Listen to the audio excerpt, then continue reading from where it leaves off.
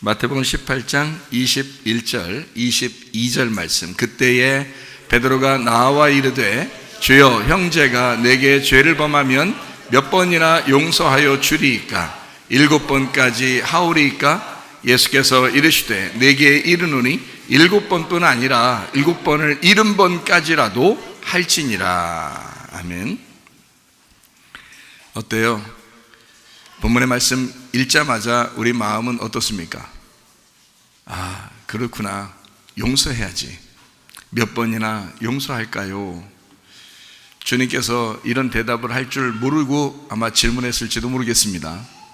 설마 이 정도까지 그렇게 얘기할 줄 모르고 아마 질문했을지도 모릅니다. 각 가정마다 가만히 보면 참 자기들만의 그 괴로움이 있어요. 그 고통이 있어요. 그게 얼마나 큰지 다른 사람들보다 자기가 겪는 거니까 훨씬 더 아마 크게 느껴질 것입니다. 어느 가정은 자녀들 때문에 문제가 있을 것이고, 어느 가정은 경제 때문에 문제가 있을 것이고, 또 어느 가정은 자기의 그 죄성이 자꾸 드러나서 문제가 있을 것이고 말입니다. 또 어떤 가정은 하나님에 대한 어떤 그 갈등, 그리고 그 간절함, 이것 때문에 아마 다른 사람들이 모르는 어떤 그 고통이 있을지도 모릅니다. 모두 다 자기가 겪는 고통이 가장 최고의 고통이다라고 생각하죠. 옛날부터 가화만서성이라 이런 말이 있어요. 가정이 행복해야 모든 게 다 평안하고 이루어진다라는 그런 말인데, 가정마다 남편과 아내의 문제만큼 큰 문제는 없습니다. 그게 또 가장 빨리 오는 문제이고, 그리고 그것만큼 또 어려운 문제가 없어요. 그래서 그 갈등을 겪게 되면 다른 사람보다도 자기가 엄청, 이 세상은 아마 날 몰라, 아무도 날 몰라줘, 자기의 그 고통은 자기만 아는 그 엄청 어려운 것들을 겪는 사람들도 많아요. 우리 교회 나오시는 분들은 가정이 평안하시기를 바랍니다. 가정이 행복하시기를 바랍니다.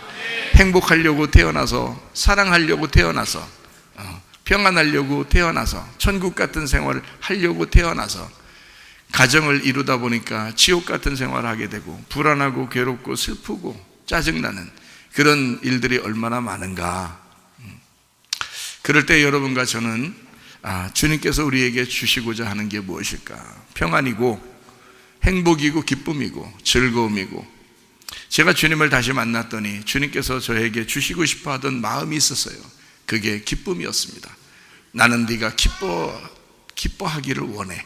네가 즐겁기를 원해. 네가 행복하기를 원해. 제가요, 그래서 다시 주님 만나고 난 다음에 금식을 안 합니다.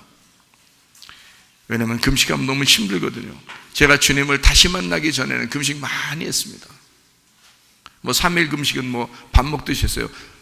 밥 먹듯이라는 말은 좀 이상하지만 하여튼 그렇게 3일 금식은 막 그렇게 해야 하나님이 기뻐하실 것 같고, 그래야 내가 하나님께 돌아갈 것 같고 그랬는데, 다시 주님을 만나고 나니까 밥은 먹는 거더라. 밥은 먹어야 되겠더라. 하나님이 나를 밥 먹기를 좋아하시더라. 그래서 그때부터 좀 살이 찌기 시작해서 더 지금 이런지 모르겠지만 이상하게 하나님은 내가 기뻐하기를, 즐거워하기를, 행복하기를, 평안하기를 원하셨다. 내가 다시 만난 주님은 복음의 예수님, 은혜의 주님이셨습니다. 그래서 그 주님을 만나고 나니까 다른 사람들에게도 이 복음을, 이 은혜의 예수님을 소개해야 되겠더라는 거예요. 그게 진짜더라는 거예요. 하나님은 나를 그럼에도 불구하고 사랑하시는 그 사랑의 하나님이셨더라는 거예요. 그거를 깨달은 거죠.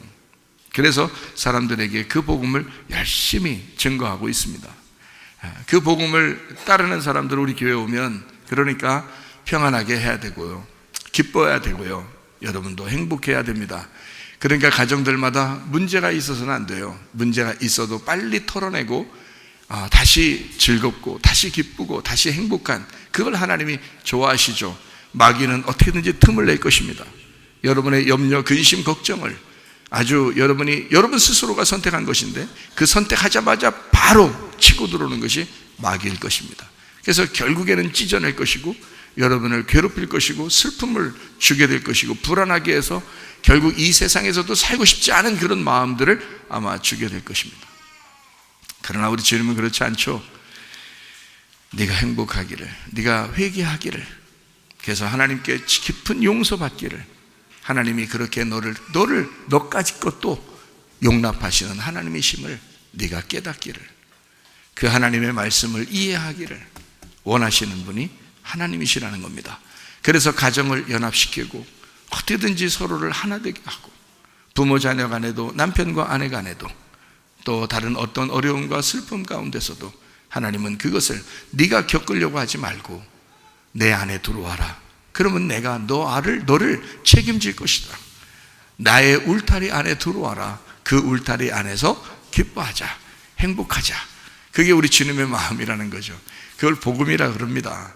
그걸 은혜라 그럽니다. 우리가 할 수 없는 거, 하나님이 해주실 수밖에 없는 거, 이런 거를 은혜라고 그러는 거예요. 그걸 복음이라고 그러는 거예요. 이렇게 복음을 믿자고 해도 율법으로 돌아가자고, 자기 정죄하고 선악과를 먹자고, 뭐 이건 옳다 저건 그르다 뭐 이러면서 살아가 보자고 하는 사람들이 얼마나 많은지 몰라요. 나빠요. 사장님 나빠요.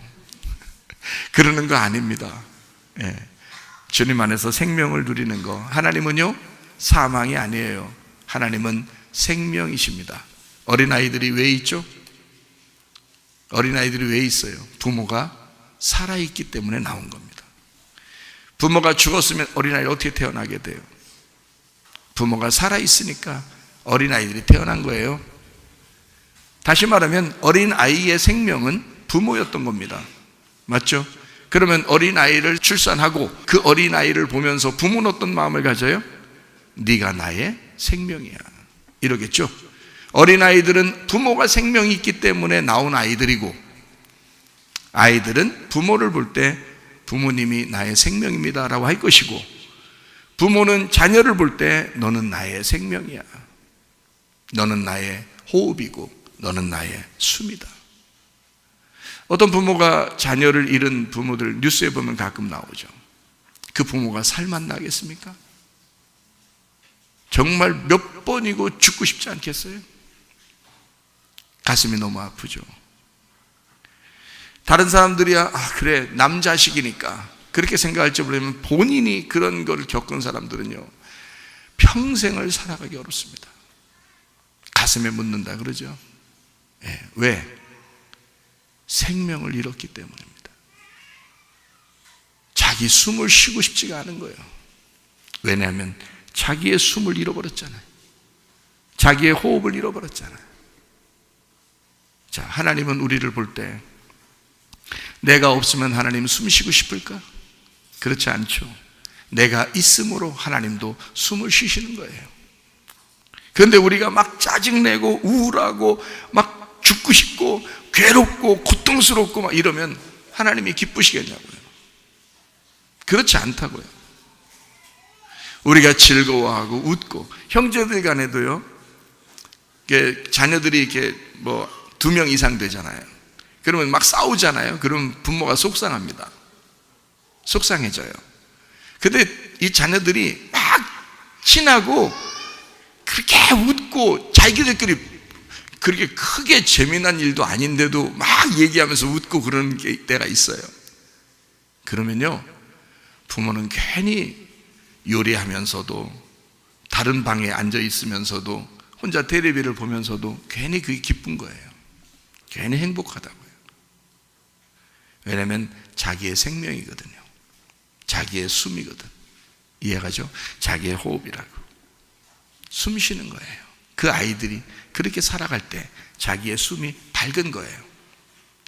자, 부모는 자녀에게, 자녀는 부모에게 자기의 생명임을 깨닫는 거죠. 살아있으니까 자녀를 낳은 거라는 거죠. 하나님이 어떤 분이실까? 하나님은 자신을 뭐라고 표현하냐면, 예수님께서 이 땅에 오셔서 하나님 아버지가 이 땅에 오신 그 아들 예수님이 뭐라고 그러냐면 자기가 길이래요, 자기는 진리래요, 자기는 생명이랍니다. 자, 하나님도 자기를 생명이래요. 하나님은 자기를, 하나님은 사랑이라 이래요. 나는 사랑이야 그러잖아요. 하나님은 사랑이야. 자, 성경 어디에도 하나님 나는 너희 미움이야 이게 아니잖아요. 하나님은 사랑이야 그러잖아요. 나는 너희를 질투하는 사랑이야. 질투한다는 게, 질투 안 해보신 분인데 질투해보시면 아는데, 질투해보면 그걸 소유하고 싶어서 그러거든요. 자기만 사랑해 주기를 바래서 그러는 거거든요. 그게 굳이 나쁘다고 할 수는 없는데 굳이 좋다고도 할 수 없어요. 그런데 질투라는 게 있어요. 그게 사랑이에요. 사랑, 난 너만 사랑하고 너는 나만 사랑하게 하기를 원하는 건데요. 그게 질투라는 거예요. 하나님은 우리를 그렇게 사랑하시고 싶은 거예요. 나는 질투하는 하나님이야. 나는 보복하는 하나님이야. 그 보복을 용서로 해서 그렇지, 하나님이 그 보복을 용서로 갚아주셔서 그런 거지, 사실은 그만큼 사랑한다는 뜻이죠. 그만큼 나는 너를 버릴 수 없어. 나는 너를 복수해서라도, 나는 너를 보복해서라도 나는 너를 잃어버릴 수 없다는 말이죠. 나는 너를 심판해서라도, 나는 너를 재판해서라도 나는 너를 잃어버릴 수 없다는 얘기죠. 진짜 미워하면 그런 거 하겠어요? 재판하겠어요? 심판하겠어요? 진짜 미워하면 상대 안 해요. 그게 진짜 미워하는 거예요. 상대 안 하는 거. 안물안궁, 애들이 그러더라고요. 안물안궁. 안궁 하도 안 궁금하다. 근데 왜 말하냐고 그러는 거지. 하도 안 궁금하대. 그 무슨 말이에요 그게? 나 너하고 상관없는데 왜 그래? 왜 말하는 거야? 이런 거예요. 그거 미워하는 겁니다. 그런 말 함부로 쓰면 안 되죠. 장난으로, 아이들이니까 장난으로 그런 거지만 하나님은 그렇게 안 하신다고요. 하나님은 우리한테 굉장히 관심이 있으시다고. 너무 관심이 있으니까 막 복수하고 싶은 거야.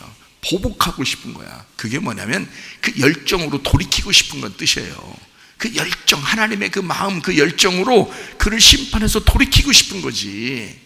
바리새인들하고 예수님하고 부딪지 못한다고 했어요. 싸운다 그랬죠. 예수 왜 싸웠어? 안물안궁이면 그냥 지나가지 뭘 싸워요. 근데 싸우는 이유가 뭐겠어? 사랑하니까 그런 거야. 너 돌이키게 하고 싶으니까. 한마디라도 더 해주고 싶은 거야. 이 독사 이 자식아, 지금으로 말하면 이 개자식아, 뭐 예수님이 그러는 거예요. 그 사람들이 얼마나 듣기 싫었겠어. 그렇지만 예수님이 그렇게 하는 그 마음이 있어요. 돌아오라는 거야. 하나님께 돌아오라는 거야. 자기가 지금 하나님 마음을 가지고 이 땅에 내려왔는데 이 사람들이 그걸 모르는 거야. 하나님 마음을. 그래서 하나님 마음을 알으라고 개자식이라고 하는 거예요. 이 독사의 자식아, 개자식아, 그러는 거죠. 그건 미워서 그러는 게 아니에요. 그들을 사랑하고 그들을 돌이키고 싶어서 하는 얘기란 말이에요. 잘 알으시라고. 이해가 되겠어요? 그러니까 하나님은 한 명도 미워하는 사람 있겠어요? 없겠어요? 없는 거지. 그것만 보면 딱 알지 뭐. 한 명도 미워하는 게 없는 거야. 다 사랑하고 기회를 주고 싶은 거예요. 문제는 그 사람 본인이 떠나는 거야. 하나님이 떠나시는 게 아니고 그 사람 본인이 하나님을 놓치는 거예요. 그 사람 본인이 하나님을 선택하지 않는 거야. 그래서 본인이 떠나는 거지, 하나님은 절대 우리를 떠나지 않습니다. 하나님 우리를 사랑하시고 용서하시고 용납하시는 하나님이십니다. 즐겁게 해주고 기쁘게 해주고 풍성하게 해주시기를 원하시는 하나님이시란 말이에요. 그거를 우리가 깨닫는 거죠. 복음의 예수님, 은혜의 주님, 이렇게 되는 거죠.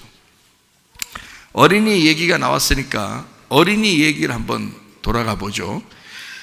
마태복음 18장 3절의 말씀에 보면 이르시되 진실로 너희에게 이르노니 너희가 돌이켜 어린 아이들과 같이 되지 아니하면 결단코 천국에 들어가지 못하는. 세상에 어린아이 안 될 수도 있는 거지, 어린아이 안 됐다고 천국도 못 간대요. 말이 되겠습니까? 말이 안 되죠. 근데 우리 보고 어떻게 뭐 하라고 하는 걸 강조하고 싶은 거예요. 어린아이처럼 되라는 겁니다. 어린아이처럼 되라는 거야. 어린아이처럼 되면 어떻게 되겠다는 거예요? 그럼 천국 가겠다는 거야. 그럼 어린아이처럼 안 되면 어떻게 되는 거야? 천국 못 간다고 써 있잖아요. 그럼 어린아이처럼 되면 천국 간다는 게, 어린아이 특징이 뭐예요? 어린아이 특징이 약해요. 자기들이 약해. 아니, 약한 줄 알았더니 애기들이 태어나서 한 1년 좀 지나면 제가 이제 우리 조카들을 이렇게 봐보니까 알아요. 병이 걸리더라, 하나씩이요. 큰 병이에요. 엄청 큰 병인데 어른이 볼 때는 얘들이 엄청 큰 병이 걸렸는데 본인들은 모르더라고. 그런 병이 하나씩 걸려요. 무슨 병일까요? 예? 아니, 아직 애기들 키워본 지 오래돼서 잘 모르죠. 응? 나는 이게 최근에 애기들을 키워보니까 아는 거야. 다 무슨 병 걸려면 뇌가병 걸려요. 뇌가병. 이게 애기 엄마들은 금방 알 거야. 뇌가병. 그래서 다 자기가 한대야. 밥 숟갈도 자기가 뜬다 그러지. 예? 뭐 음식 주면 자기가 다 손에 들고서 입으로 달라 그러지.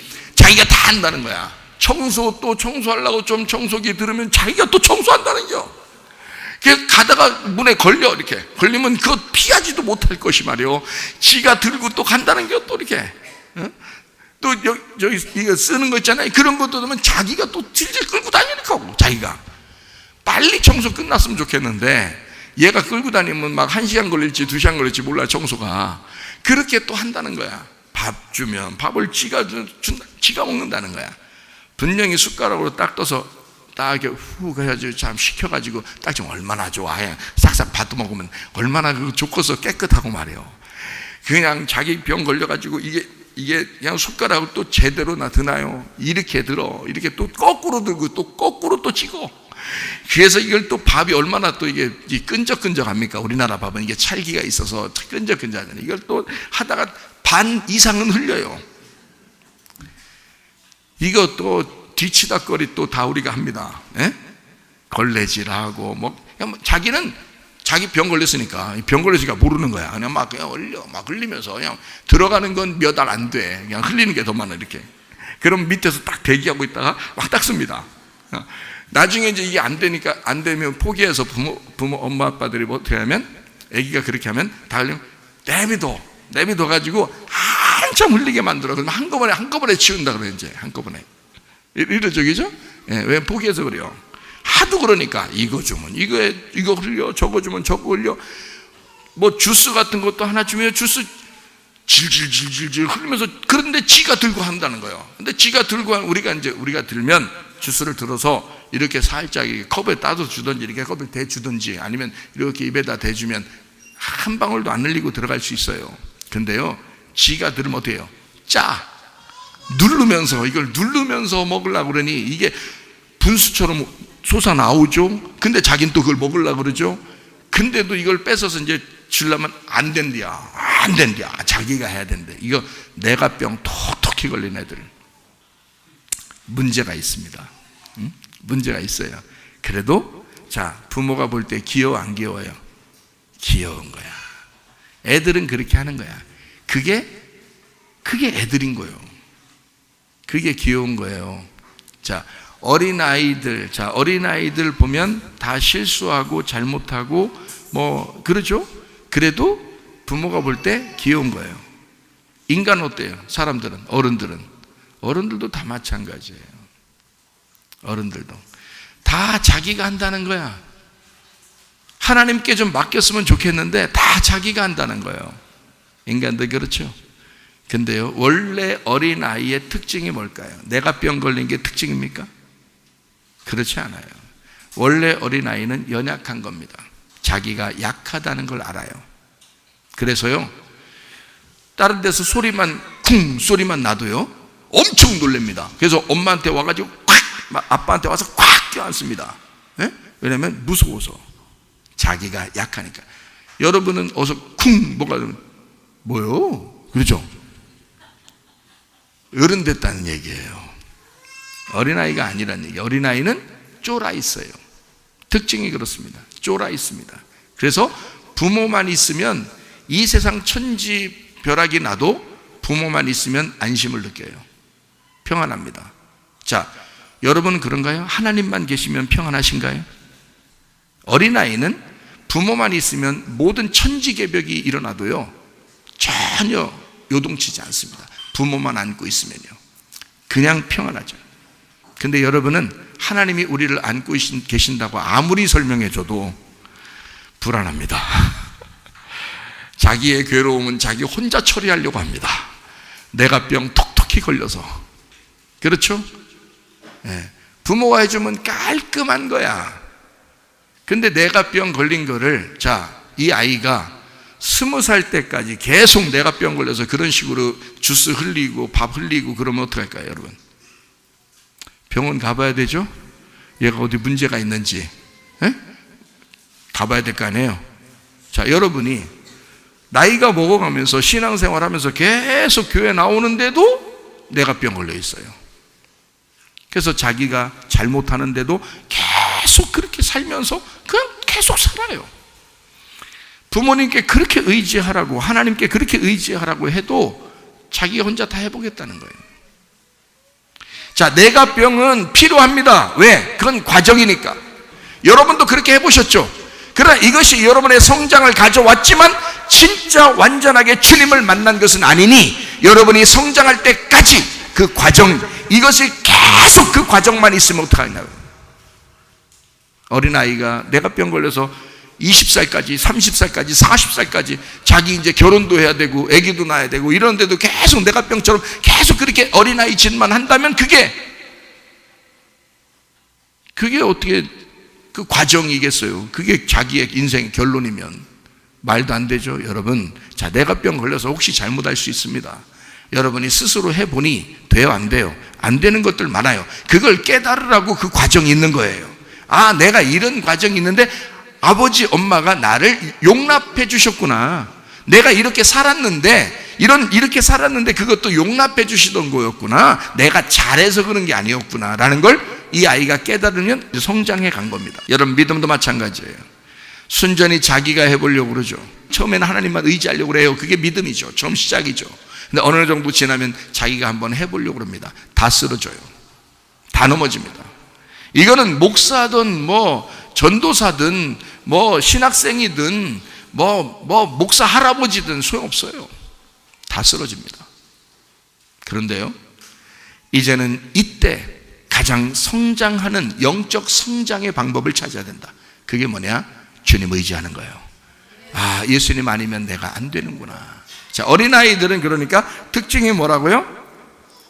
약하다, 자기 스스로 약하다는 걸 인정해야 된다는 겁니다. 그래야 성장하는데 지장이 없어요. 계속 자기가 뭔가 할 수 있는 것처럼 하는 게 어린아이가 아니라고요. 여러분은 계속 자기가 뭔가 할 수 있는 것처럼 생각한다고요. 그거는 어린아이인 척하는 잘못된 성인아이인 것입니다. 인정하라는 거예요. 진정한 어린아이는 부모를 의지합니다. 마찬가지로 하나님을 우리는 의지해야 된다, 그 말이에요. 어린아이는 약하다 그랬죠? 그러니까 이거를 다른 말로 한번 해보면, 어린아이는 이 땅에서 예수님을 만난 소경과 같은 사람들입니다. 그게 어린아이예요. 소경은 안 보이잖아요. 그러니까 요한복음 9장에 어떻게 해요? 네가 안 보인다 그러면 소경이 죄가 없느니라. 그러나 네가 보인다 그러면 너는 아직도 죄가 있느니라 그러잖아요. 소경은 어린아이예요. 절뚝발이도 마찬가지죠. 귀머구리도 마찬가지죠. 38년 된 병자도 마찬가지죠. 또 나사로도 마찬가지죠. 그리고 삭개오도 마찬가지죠. 사마리아 여자도 마찬가지죠. 다 자기가 연약한, 그 연약함을 아는 부족한 인간이었다는 거죠. 그게 어린아이입니다. 주님을 만나 어린아이들은 어떻게 해요? 천국이라는 예수님을 만나는 거예요. 천국이라는 예수님 만나서 구원받아. 그 사람들은 천국 가는 거예요. 근데 바리새인들은 예수님 만나면 싸우려고부터 해. 왜냐면 자기가 의롭다고 생각하니까, 자기가 빛이라고 생각하니까, 자기는 그래도 율법을 잘 지키는 의로운 사람이라고 생각하니까 그런 거예요. 그러니까 다른 사람을 비판하고 싶어하고 다른 사람 판단하고 싶어하고 그러는 거죠. 그러나 예수님은 어떤 사람을 더 구원하는가? 소경인 사람, 죽은 사람, 38년 된 병자인 사람, 자기가 죄인이라고 하는 사람, 이런 사람들을 구원하신다는 거죠. 방법이 좀 다르죠. 사람들의 생각하고 좀 다른 겁니다, 성경은. 그러니까 어린아이, 다시 말하면 나를 벗겨내. 어린아이들의 특징은 자기가 옷 벗었는지 옷 입었는지 신경 안 씁니다. 오히려 벗기를 좋아해요. 애기들 말이에요. 애기들 키우면 막 똥 싸고 그냥 철푸덕 앉아버립니다. 그 닦기 참 힘들어요. 그냥 안 앉고 살짝 싼 대로 그대로 서 있으면 이거 닦기 편합니다. 그런데 이 틀림없이 쌀 때까지는 뭔가 힘주면서 뭔가 어디를 붙잡더라고요. 이 아이들도 뭔가 붙잡아야 힘이 들어간다는 걸 아는 거예요.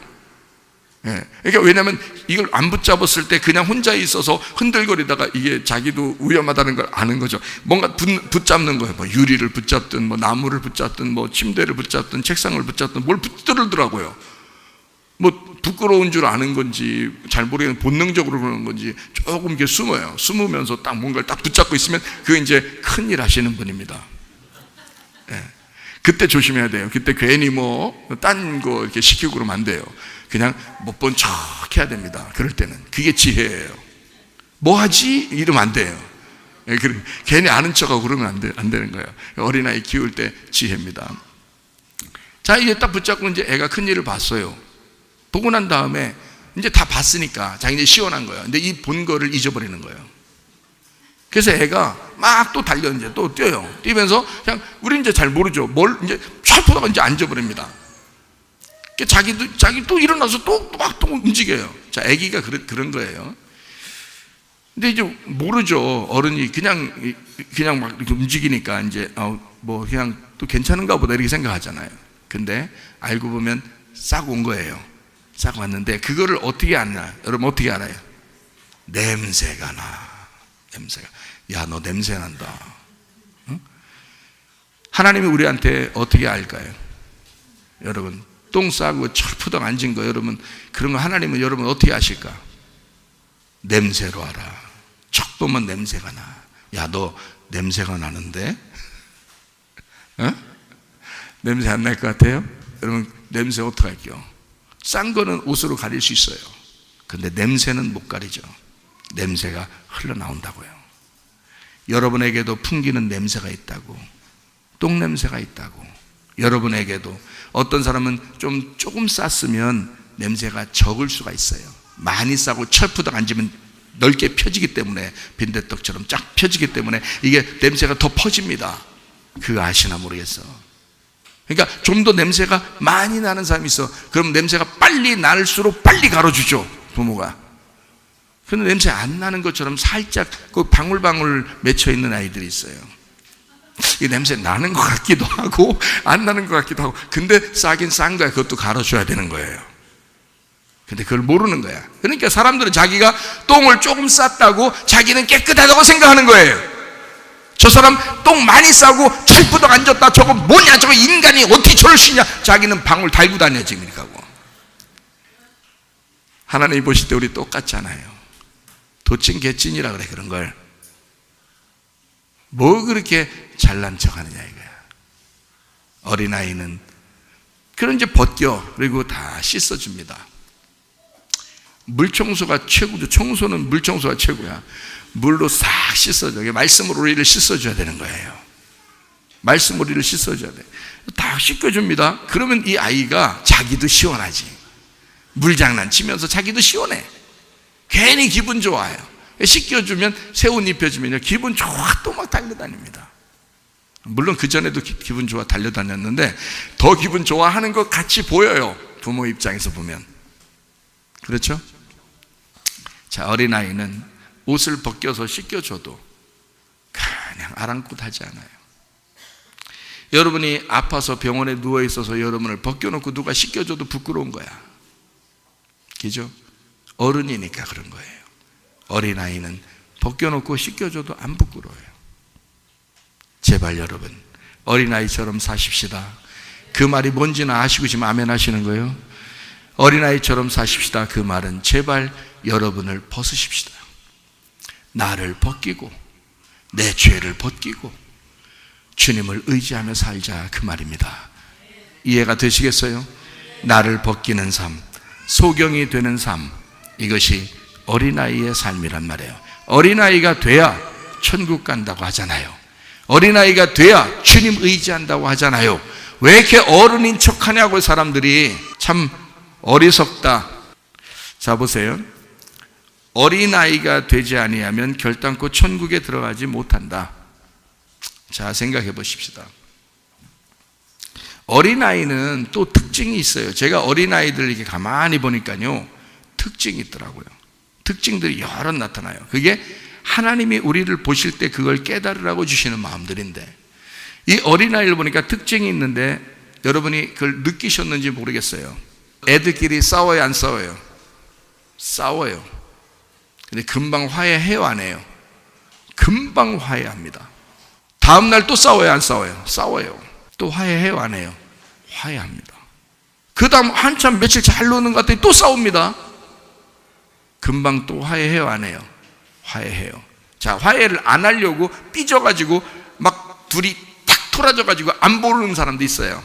옛날에 우리 교회 어린아이들도 그런 애들 있었어요. 이렇게 안 보고서 음식을 줬더니 음식 2개 똑같이 하나씩 줬더니 그거 들고 이렇게 쳐다보고, 이쪽에는 이렇게 쳐다보고, 야, 삐졌단 얘기예요. 좀 있다가 야, 이거 일단 먹고 둘이 화해해. 그러니까 한 입 먹더니 엄청 맛있거든요. 딱 먹어, 맛있고, 그다음에 이게 또 맛있으니까 이게 맛있으니까 삐졌던 그 모습을 잊어버린 거예요. 또 잊어버려요, 금방. 그래서 이 둘이 먹더니요, 다시 야, 화해해, 괜찮아, 야, 손 잡아, 이제 화해한다, 이제 다 용서하고 다시 이제 괜찮은 거야, 알겠지? 그러니까요, 금방 놀아요. 금방. 여러분 그렇게 해야 해요. 내가 그렇게 화해하라고 해도, 내가 그렇게 용서하라고 해도 안 해. 왜 그럴까? 왜? 다 커서 그래요. 내가 병 걸려서. 그게 성장한 과정이지 성장한 게 아니에요. 어린아이인데 실수하는 어린아이들이야. 잘못하는 어린아이들이 내가 병 걸려 있는 어린아이들이에요. 누가 손 잡아주고 야, 화해해, 그럼 화해해야 될 거 아니야. 생각해봐요. 어린애들은 다 그런다고요. 근데 어른들은 안 그래요. 화해하라고 몇 번 얘기해도요, 용서하라고 몇 번 얘기해도요, 안 해. 다 내가 병 걸려서. 지가 기분 좋을 때 한번 해보겠다는 거예요. 어느 날. 언제 기분 좋아져? 마귀가 벌써 들어왔는데. 마귀가 들어와서 이 사람을 다 찢어놓고 있는데, 벌써 그 틈을 다 내고 있는데, 남편과 아내 소용없어요. 부모 자녀 소용없어요. 형제들 소용없어요. 친구들은 더 소용없어요. 교회 성도들끼리는 더 소용없어. 한 번 딱 마귀가 딱 들어와가지고요, 이걸 틈을 딱 내버리면 사람이 못해. 이걸 사람이 힘들어. 근데요, 어린아이들은 특징이 뭐라고요? 옆에서 용서해, 서로 화해해, 이제 됐지? 그러면 됐디야. 이렇게 빨라. 이렇게 쉬운 일이야. 근데 어른이 되면 안 돼. 어른이 되면. 자, 여러분은 어른이에요, 어린아이예요? 어린아이요, 어른이요? 어린아이가 되셔야 돼요. 어린아이가 돼야 천국 간다잖아요. 이해가 되십니까? 자, 그러면 우리 예수님 이야기 잠깐 하고 우리 마치도록 해요. 어린아이 충분히 이야기했으니까 어린아이 얘기를 오늘 하려고 했던 건 아니야. 그냥 하는 거야. 근데 어린아이 얘기했으니까 이해가 되죠? 무슨 말인가? 좋아요. 어린아이가 되면 용서가 가능하다, 안 하다? 가능하다. 근데 어린아이가 안 되니까 용서가 안 된다, 이거예요. 그렇죠? 어린아이들은 용서하는 특징을 가지고 있다. 그리고 서로 화해하는 걸 일찍 화해하고 서로 친구가 되는 것이 굉장히 습관되어 있다. 그게 어린아이들이다. 그래서 어린아이가 돼야 천국 간다라고 하는 거예요. 여러분, 진정한 용서를 받은 사람이라면 진짜 용서를 해야 되겠죠.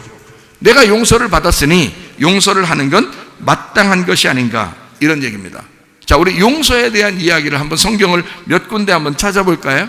마태복음 6장 14절 15절. 너희가 사람의 잘못을 용서하면 너희 하늘 아버지께서도 너희 잘못을 용서하시려니와 너희가 사람의 잘못을 용서하지 아니하면 너희 아버지께서도 너희 잘못을 용서하지 않는데요.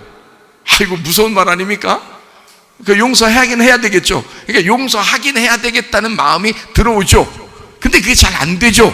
어린아이가 아니라. 그래서 오늘은 나를 벗겨내, 껍질을 벗겨내라고, 어른이라는 껍질을 벗겨내고 어린아이처럼 벌거벗겨 주시라, 그 말입니다. 내가 죄인이었구나, 나는 죽을 수밖에 없었구나 라는 걸 깨달으시라, 그 말이에요. 그러면 이게 가능하다는 거예요. 근데 그게 잘 안 돼, 이게. 그래서 요거를 우리가 잘 생각해 보면, 용서라는 것은 어떨 때 가능하느냐? 내가 없어졌을 때 가능한 겁니다. 내가 없어졌을 때. 내가 있으면 절대 용서 안 돼요, 여러분. 저도 내가 있어 봤거든요. 용서 안 돼. 용서 안 돼요. 근데 내가 없어지면 용서가 가능해. 네. 내가 짓밟히면, 내가 완전히 죽어버리면, 그러면 용서가 가능해요. 근데요, 내가 살아있는 한 용서 안 됩니다. 내가 살아있는 한. 그러니까 용서라고 하는 것은 그냥 이루어지는 게 아니다. 어떨 때 이루어진다? 내가 없어졌을 때 이루어진다. 내가 없어진 자. 자, 우리 또 한번 찾아봐요, 성경을. 마태복음 18장 21절 말씀이에요. 그때 베드로가 나와 이르되 주여, 형제가 내게 죄를 범하면 몇 번이나 용서하여 주리이까? 7번까지 하오리이까? 22절 예수께서 이르시되 내게 이르노니 7번뿐 아니라 7번을 70번까지라도 할지니라. 용서를 계속 하라는 거예요? 아니면은 한 번 하고 끝나라는 거예요? 계속 하라는 거예요. 네, 그런 말처럼 들리죠. 그런 말처럼 들리잖아요. 35절 너희가 각각 마음으로부터 형제를 용서하지 아니하면 나의 하늘 아버지께서도 너희에게 이와 같이 하시리라. 자, 마음으로 용서하랍니다. 잘 안 되지만 하셔야 된다, 그 말이에요. 그렇죠? 자, 우리 어린아이들은 그게 가능하다 안 하다? 가능하다. 그러니까 할머니 할아버지 돼서 용서가 잘 안 되는 사람이 있다면 손주 키우세요. 손주를. 그러면 이해가 돼. 어린 아이를 보면서 이해가 돼. 아, 이런 거였구나. 어린 아이에게 내가 이런 존재였구나. 그러면 여러분이 그 아이를 보면서 뭘 깨달아? 하나님이 나에게도 그렇게 하시겠구나. 이게 보여. 그게 성경이야. 그거 말로 배우냐고? 아니라고. 그 손주들 키우면 알아. 근데 사람들은 손주 키우겠다고 그렇게 힘들어야 아주 그냥 손주 키우겠다고, 이거 내가 이제 노년에 편하게 살라고 했는데 그냥 손주들 맡겨가지고 그냥 죽겠다고 그냥 그런 사람도 있어. 아니에요. 죽겠다고 한 게 아니라 여러분을 성장시키고 완성시키고자 여러분의 딸과 아들이 맡긴 거예요. 여러분 완성시키려고. 감사하셔야 돼. 지난번에 옛날에 한번 이런 얘기 한 적이 있는데요. 하루 맡길 때마다 일당 주라고 그랬죠. 그러면 아마 부모들이 일당 받으면서 아마 잘 볼 거야, 그죠? 그런 자녀한테 다 쏟아질 거예요. 어쨌든 그런 마음을 가지고 맡기지만 자녀들은요, 부모들은 어떤 마음으로 이 아이를 키워야 된다? 하나님 아버지의 마음을 가지고 키우라. 그러면 서로 행복할 것이다. 자녀들은 우리 엄마 아빠에게 이것을 맡기니 이거 하나의 짐이 될 수도 있어. 그러니까 좀 도와드려야지 라는 마음을 가지고 맡겨야 되는 거고, 부모들은 어떤 마음을 가져야 돼? 이 아이는 하나님이 내게 주신 선물이야. 이 아이를 통해서 하나님 마음을 깨닫게 되도록 하기 위해서 주신 선물이라고 생각하고 키워야죠. 그럼 둘 다 행복한 거야. 그렇죠? 맡기는 사람도 행복하고 그 아이를 보는 사람도 행복한 거죠. 다 행복하자고 하는 건데 그냥 서로 불행하다고, 그냥 서로 불행하다고, 서로 기분 나쁘다고 그러고 말이에요. 그러면 안 되죠. 자, 우리 성경을 한번 생각해 보면 용서라고는 이 단어가요, 아피엠이라는 단어예요. 이게 아피엠이라는 단어가요, 보내다라는 단어고 이게 버리다라는 단어입니다. 용서한다, 면제한다, 포기한다라는 단어예요. 왜 아피엠이를, 용서라는 단어를 왜 그렇게 썼을까? 포기한다, 면제한다, 보내버린다, 이런 말이거든요. 그게 용서한다는 단어예요. 자, 내 가슴에 미워하는 사람이 있는데 그걸 막 싸고 있으면 괴롭죠. 이 괴로운 걸 보내라는 뜻이야. 이 마음을 보내라는 거야. 그죠? 그리고 왜 그런 괴로움이 생긴 거예요? 그 사람하고 나하고 뭔가 관계가 있으니까 그런 거예요. 그죠? 자, 남편과 아내가 관계가 있으니까 그러고, 부모와 자녀가 관계가 있으니까 그러고, 교회 같이 다니니까 관계가 있어서 그런 거고요. 친구들 간에도 관계가 있으니까 그런 거예요. 그런 사람들에게 상처도 받고 가슴이 아프고 용서하지 못하고 미워하고 이런 마음들이 생기는 거라고요. 배신감이 있고요. 그렇죠? 근데 그것을 떠나보내라 이거야. 어떻게 떠나보내는 거예요? 이들이 나를 괴롭히는 나인 줄 알았는데 나를 괴롭히는 나를 떠나보내고 누구를 붙잡자? 예수님을 붙잡자. 그러면 이게 용서가 가능하다는 거예요. 그래서 그걸 용서라 그러는 거예요. 자기가 괴로운 사람들 잠도 안 옵니다. 잠 못 잤다는 거예요. 괴로워가지고요. 밥도 안 먹힌다는 거예요. 그 자기 혼자 못 먹은 거예요. 그거 잠도 자기 혼자 못 잔 거고요. 왜 신경 써요? 그걸 주님께 맡기라고 그랬죠. 그러면 나와 관계 없음을 인정하고, 그게 너니까 자꾸 괴로운 거 아니야. 그걸 같이 자기하고 생각해서 같이 계속 괴로운 거 아니에요. 근데 나라는 것을 잃어버리고 나의 관계를 끊고, 무슨 말이에요? 주님의 관계를 맺으라 그 말이에요. 용서라는 건 RPM이라고요. 그래서 RPM이라고. 주님과 관계가 제대로 되지 않으니까 사람들과의 관계로 살아가려고 하는 거예요. 사람들과의 관계가 중요한 게 아니에요. 주님과의 관계만 제대로 해보세요. 사람들과의 관계는 내가 이루려고 하지 않아도 그냥 자연스럽게 환경이 바뀌어요. 그냥 환경이 괜히 기분 좋아져요. 주님과의 관계가 어그러지니까, 하나님과의 관계가 틀어지니까 다른 사람들과의 관계도 다 틀어져 버리는 거예요. 이거를 RPM이라고 그러는 거라고요. 그러니까 하나님도 우리를, 자, 네가 죄를 지잖아? 그럼 네가 나를 떠난 거야. 자, 그러면 나는 너를 보낼 거야. 그게 용서예요. 하나님의 용서. 자, 선악과 먹었더니 에덴 동산에서 하나님이 아담과 하와를 쫓아냈어요. 그냥 붙들고 있었어요. 쫓아냈어요. 여러분은 생각할 때 그냥 쫓아내지 말고 그냥 두지 그런다고요. 아니라고. 쫓아내야지 용서라고. 그게 왜 그런지 알아요? 글쎄 왜 그럴까요? 왜 그럴까요? 자, 여기서 내가 붙들고 있으면 이것을 인정해버리는 거야. 붙들고 있으면 선악과를 먹은 그 자체를 인정해버리는 거예요. 그건 아니라는 거예요. 선악으로 나누는 것이 안 된다. 그러면 안 된다. 이것이 죄다. 그것이 악한 거다. 라고 하는 걸 창세기부터 요한계시록까지 써야 되는데, 이 세상의 악한 거, 이 세상의 죄는 선과 악으로 나눈 그 생각이 죄라는 거지. 그게 선과 악을 알게 하는 나무의 지식의 나무라는 거지. 그걸 먹은 거 아니야. 아담과 하와가 그걸 먹었는데 그걸 인정해버리면 생명나무가 안 나오죠. 그건 끊어내야 된다고. 하나님도 끊어내야 된다고. 끊어내는 게 용서라는 거예요. 하나님의 용서. 무슨 말인지 아시겠어요? 자, 용서했어. 자, 끊어냈어.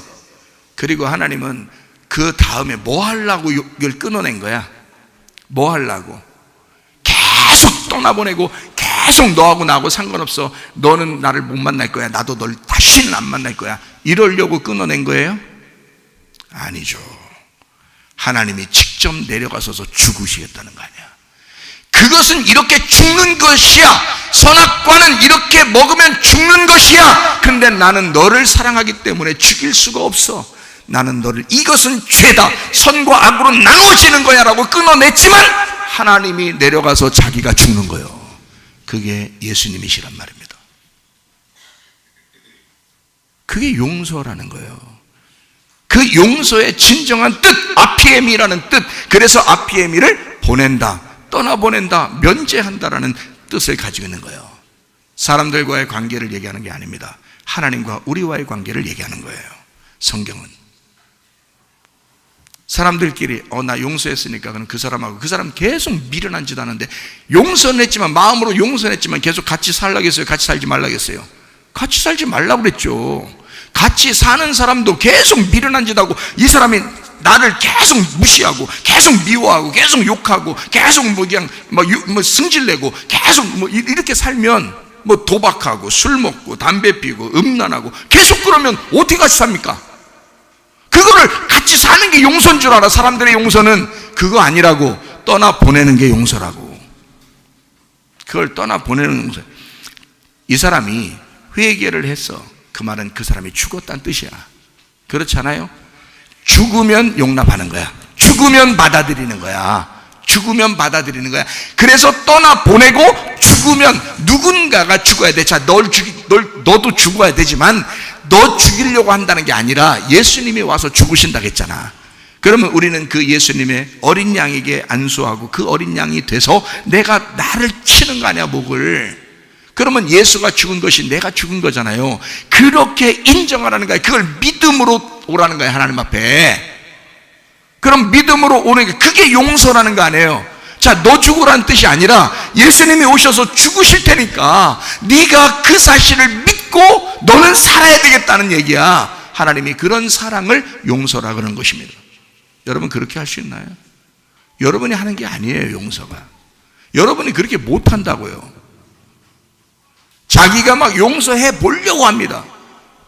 그거요, 바리새인이요, 교만한 거라고. 그 사람이 그렇게 어떻게 할 수 있는데? 속에는 막 부글부글 끓어. 보기만 해도 부글부글 끓는데 무언 용서가 있다고 그래요. 그런 용서를 얘기하는 게 아니라고요. 여러분, 성경을 잘 알아야지. 그래서 미련한 자와는 동행하는 게 아니요. 계속 이 사람이 바꿀 의도가 없다. 음란을 바꿀 의도가 없다. 술, 담배를 바꿀 의도가 없다. 욕하는 걸 바꿀 의도가 없다. 이 사람이 아예 그냥 자기는 평생 죽을 때까지 그렇게 살 것 같이 한다. 했다가 안 한다고 했다 또 했다가 안 한다고 했다 또 했다가 안 한다고 했다 계속 그런다. 어떻게 살아요? 어떻게 같이 살으려는 거예요? 계속 돈 쓰고 돌아다니고 계속 도박하고 계속 욕하고 계속 승질내고. 아이, 승질내지 마. 또 승질내. 안 할게. 아유, 미안해요. 안 할게. 또 해. 그 다음에 또 그냥 승질내지 마. 또. 그러니까 승질내지 마. 막 용서했어. 또 그 다음날 또 승질냈어. 용서해야 돼, 안 해야 돼? 용서했어. 그 다음날 또 했어. 또 승질냈어. 용서해야 돼, 안 해야 돼? 그 다음날 또 승질냈어. 용서해야 돼, 안 해야 돼? 용서했어요. 이거를 7번씩 70번 해봐. 그래도 용서해야 돼. 그게 성경의 이야기 같아요? 그게? 그렇게 회개 안 하는데? 그렇게 회개 안 하고 그건 이 사람하고 살 욕망이 없는 거지. 이 사람하고 살 소망이 없는 거지. 이 사람하고 살고 싶지가 않은 거지. 그러니까 계속 그러는 거지. 안 그래요? 근데 그걸 같이 살아줘야 되는 거야? 다른 사람도 있는데? 다른 사람하고 만나도 상관없다니까요. 그럴 마음이 없는데 왜 계속 살아줘야 되냐고. 말이 안 된다고. 그거는 이 사람이 회개하려고 하고 실제로 자기는 그렇게 안 하려고 하고 자기는 정말 상대방을, 남편과 아내를 사랑한다고 할 때 그때 같이 사는 거지. 사랑하니까 사는 거지. 계속 안 된다는데 어떻게 살아요? 계속 안 되는데 여러분 같으면 살아요? 그래요. 여러분 예수님이라고 그래요. 여러분 예수님이라는, 그게 교만이라는 거예요. 그게 바리새인이라는 거예요. 사람은 못하게 돼 있어요. 제가 자세하게 설명을 할 수 있지만 시간이 부족해서 자세하게 설명을 못합니다. 또 다음 시간에 하겠어요. 자, 마무리하도록 하겠습니다. 1만 달란트 빚긴 자는 하나님께서 우리를 탕감해 주십니다. 그 용서받은 자가 다른 사람을, 적게 빚진 자를 탕감해 줘야 돼요? 안 해야 돼요? 탕감해 줘야 돼요. 용서를 내가 크게 받았으니, 용서를 크게 받은 사람은 웬만한 것들은 다 용서할 수가 있습니다. 그렇죠? 그런데 자기가 크게 용서받은 것 같지가 않은 거예요, 하나님 앞에. 그러니까 다른 사람을 용서를 못하는 거예요. 잘 한번 생각해 보십시다. 주님께서 우리에게 용서하라고 하는 것은 자기가 네가 용서할 수 있기 때문에 용서하라는 말이 아니었어요. 7번씩 70번을 어떻게 용서합니까? 그거는 그렇게 용서하는 게 아니죠. 자, 용서라는 아피에미는 떠나보내는 거니까 70번씩 7번 하면 70번씩 7번이라도 헤어져라, 그 말입니까? 그런 의도적인 말이에요? 그런 말이 아니죠. 제가 요것만 한번 풀어드릴게요. 다니엘서 9장 24절, 이게 71회에 대한 이야기입니다. 내 백성과 내 거룩한 성을 위하여 71회를 기한으로 정하였나니 허물이 그치며 죄가 끝나며 죄악이 용서되며 영원한 의가 드러나며 환상과 예언이 응하며 또 지극히 거룩한 이가 기름 부음을 받으리라. 다니엘서 9장 25절 말씀. 그러므로 너는 깨달아 알지니라. 예루살렘을 중건하라는 영이 날 때부터 기름 부음을 받은 자 곧 왕이 일어나기까지 7이레와 62이레가 지날 것이요 그 곤란한 동안에 성이 중건되어 광장과 거리가 세워질 것이며 26절 62일의 후에 기름 부음을 받은 자가 끊어져 없어질 것이며. 자, 다니엘서 9장에 지금 이 이야기는 71회에 대한 이야기는 무슨 이야기가 핵심이냐면 71회 이야기의 핵심은 완전한 심판입니다. 완전한 심판, 완전한 구원이에요. 다시 말하면 이 얘기는 사람의 이야기가 아닙니다. 우리들의 이야기가 아니에요. 이 말은 기름 부음을 받은 예수 그리스도에 대한 이야기예요. 그럼 기름 부음 받은 예수 그리스도, 주님이 주체자가 되겠다는 얘기고요. 주님이 중심입니다. 주님이 오신다는 말이고 주님께서 심판하시면 반드시 구원한다. 다시 말하면 심판과 구원이 동시에 일어나는 분이 오신다. 그가 메시아, 예수님이다. 기름 부음 받은 자다 라고 하는 얘기예요. 자, 71회라고 하는 것이 뭘까요? 71회. 자, 70 곱하기 7이에요. 70 곱하기 7하면 490입니다. 490. 이해가 되겠어요? 자, 오늘 본문의 말씀 마태복음 18장 21절 22절의 말씀. 자, 베드로가 나와 묻되 예수님, 누가 죄를 범하면 몇 번 용서하면 될까요? 라고 물어봤어요. 그랬더니 예수님께서 대뜸 뭐라고 얘기한 거예요? 7번씩 70번까지 해야 된다. 이런 얘기했습니다. 자, 니네 얘기예요? 예수님 얘기를 하는 거예요? 예수님 얘기를 하는 거예요. 인간의 490번을 용서하라는 뜻이 아니에요. 7이라는 예수님이 오시면 70이 완성된다는 뜻이에요. 그래서 7이 와서 70을 완성하신다. 7, 7에 490이라는 얘기죠. 71회를 완성한다. 자, 예수님이 죽으시면 모든 게 완성된다. 너희들이 용서하는 게 아니야. 이건 다 그림자야. 인간들은 그렇게 살아가는 거야. 그러나 예수 그리스도가 말하기를, 자, 주님 몇 번 용서하면 됩니까? 7번씩 70번 하는 거야. 내가 와야 창조가 완성되는 거야. 7일이라는 창조가 내가 와야 완성이 되는 거야. 인간의 용서를 내가 와서 죽어야 인간이 용서되는 거야. 그 얘기를 하고 싶었던 거예요. 여러분의 용서를 얘기하는 게 아닙니다. 주님의 용서를 얘기하는 겁니다. 자, 우리 한번 생각해 볼까요? 자, 여러분과 저는 자기가 조금 용서하는 것 같으면 자기를 의롭게 여기죠. 그래, 나는 용서하는 사람이야. 굉장히 그래도 자기 좀 도덕적으로 괜찮은 사람처럼 생각되죠. 그러나 주님은 그런 용서를 얘기하는 게 아닙니다. 근본적으로 너의 용서는 이 땅에서 네가 할 수 있는 게 아니야. 주님이 와서 용서해 줘야 돼. 그러니까 여러분, 여러분이 용서하려고 하지 말고 주님이 여러분 안에 들어오시도록 해야 된다, 그 말입니다. 죄짐 맡은 우리 구주, 어찌 좋은 친구인지. 내가 용서하려고 하는 거가 아니라 우리 그 주님이 죄짐 맡고 내 안에 들어오셔야 7번에 70번의 용서가 가능하다. 하나님의 용서를 하시기를 바랍니다.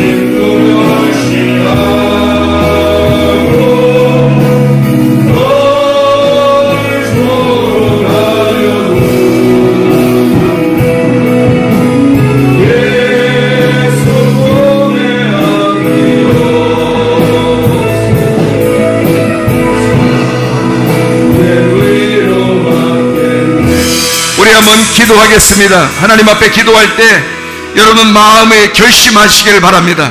남편을 용서하기로 결심하기를 바랍니다. 아내를 용서하기로 결심하기를 바랍니다. 부모를 용서하기로 결심하기를 바랍니다. 자녀를 용서하기로 결심하기를 바랍니다. 성경 안에서, 교회 안에서 동료들을 용서하기를 결심하기를 바랍니다. 우리 하나님의 성령께서 역사하셔서 하나님 예수 그리스도 7번이라도 70번이라도 용서하기를 원하시는 그 주님이 우리 안에 들어와 예수 그리스도의 온전한 용서가 될 수 있도록 우리 하나님 인도해 주옵소서. 주의 사랑이 들어오게 하옵소서. 주의 평안이 있게 하옵소서. 천국 생활하게 하옵소서. 기도합니다. 우리 하나님 아버지요, 사랑과 은혜를 감사를 드립니다.